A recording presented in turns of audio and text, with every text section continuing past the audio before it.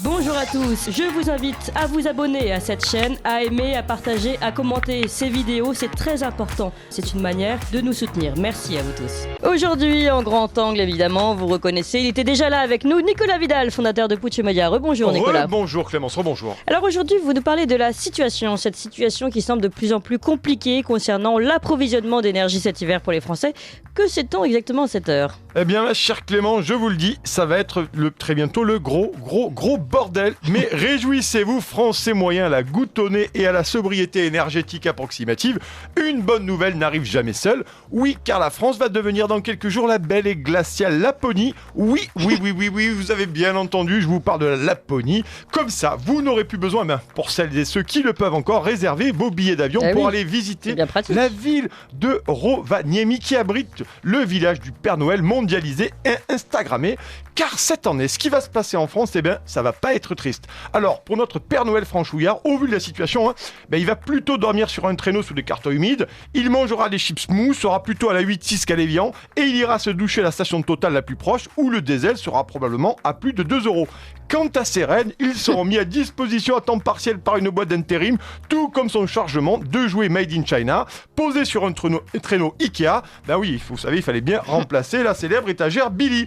Et pour les auréoles boréales, et les aurores boréales, tiens, je choisis. Vous pourrez compter sur la joconde éco-responsable du gouvernement, Agnès Pannier-Runacher, qui sera tournée à partir du 15 décembre dans toute la France, avec sa magnifique collection de cols roulés, et qui vous proposera un merveilleux spectacle de son et lumière à la lampe torche Made in Taiwan. Alors moi je vous le dis, on va vivre des moments magiques pour ces fêtes de fin d'année devant notre sapin de Noël en plastique aux guirlandes EcoWatt compatibles.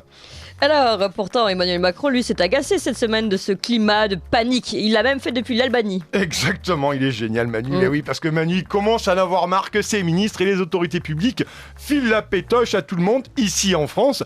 Alors, après avoir fait une génuflexion dans la plus célèbre EHPAD du monde, la Maison Blanche, pour aller claquer la bisette et apporter 3 chocolats à Papy Joe, qui commence à sentir, lui, de plus en plus de sapin, et bien Choupinet commence à s'énerver tout rouge contre le scénario de la peur, vous l'avez dit, Clémence, depuis l'Albanie.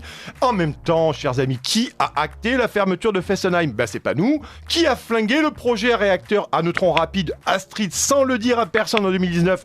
C'est toujours pas nous. Qui refuse de sortir de ce programme suicidaire du marché unique européen d'électricité ? C'est toujours pas nous. Et qui a imposé à EDF et à son ancien patron Jean-Bernard Lévy la fermeture des centrales nucléaires ? C'est Manu Premier, tout seul comme un grand, qui a fini par liquider notre puissance énergétique, car Emmanuel Macron est l'un des grands artisans de la situation catastrophique et tiers mondialisée de la France. Et après les Gaulois réfractaires, rappelez-vous Clémence depuis le Danemark, l'arrogance des Français, et maintenant il continue depuis l'étranger à nous envoyer de grosses mandales. Et vous semblez penser quand même, Nicolas, que les coupures d'électricité ne sont qu'une petite partie en fait des ennuis qu'attendent les Français. Eh oui, car ce qui est passionnant, c'est qu'aujourd'hui les médias de la bonne parole officielle, nous en parlions tout à l'heure, focalisent l'attention des Français sur les coupures d'électricité. Mais le plus grave et le plus inquiétant n'est pas là. Mais non, mes petits lutins frigorifiés de Noël. Le vrai sujet, c'est l'effondrement complet de notre tissu industriel. Alors qu'hier, je sirotais mon café froid. Vous savez, je prends de l'avance avec le froid qui arrive. J'apprends dans le Figaro, dans un article daté du 6 décembre, que le groupe Cofigeo, qui gère notamment William Saurin et Garbit, met à l'arrêt, écoutez bien, la quasi-totalité de sa production alimentaire. Alors vous allez me dire, pourquoi derrière votre radio ? Parce que, vraiment accrochez-vous, franchement ça va piquer, sa facture énergétique passera de 4 à 40 millions d'euros en 2023. Nous parlons là, chers amis, d'un poids lourd de l'alimentaire qui stoppe sa production pour une durée indéterminée, et ce, pour la première fois. Et on lit toujours dans cet article du Figaro que d'autres groupes agroalimentaires, et je cite, écoutez bien, pourraient être en grande difficulté dès le mois de janvier, fragilisant la continuité de la production. Fin de citation. Alors autant vous dire que vous avez intérêt à consommer, à commencer à ramasser des marrons, faire de la confiture, entasser les boîtes de maquereaux dans la cave et à bourrer votre salon d'haricots verts en conserve, parce que là ça commence sérieusement à se compliquer, car vous risquez en janvier, mes chers petits lutins, de sucer des cailloux. Alors si on récapitule, on prend dans la gueule une inflation inadmissible, une hausse des carburants totalement dingue, des factures d'énergie inacceptables, notamment pour nos chers boulangers et nos chers bouchers. On vit aussi l'effondrement de notre hôpital hôpital et de nos services publics ont subi des pénuries très graves de médicaments, d'ailleurs qui rendent de furax notre chère amie Apolline de Malherbe la vérité. Et on s'en va donc vers une pénurie alimentaire de plus en plus probable. Et ce gouvernement de bras cassés nous répond par tu baisses, tu éteins, tu décales. Alors dès aujourd'hui, les Français auraient bien le droit de répondre à ce gouvernement de bras cassés.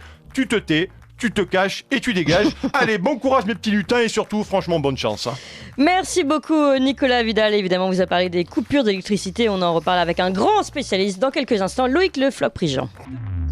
Vous appréciez cette émission? Alors aidez Radio Courtoisie à en produire d'autres en indépendance totale.